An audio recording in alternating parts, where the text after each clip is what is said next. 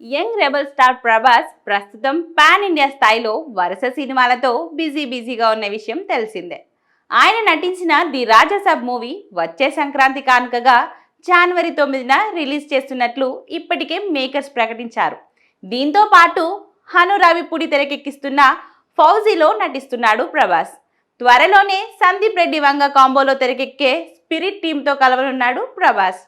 వీటి తర్వాత కల్కి 2, సలార్ 2 మూవీలలో నటించాల్సి ఉంది.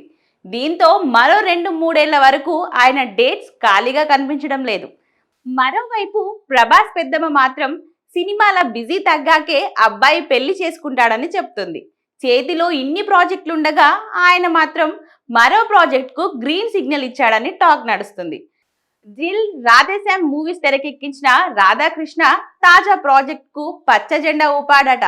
అయితే ఆయన డైరెక్ట్ చేసిన ఆ 2 సినిమాలు బాక్సాఫీస్ వద్ద నిరాశపరిచాయి.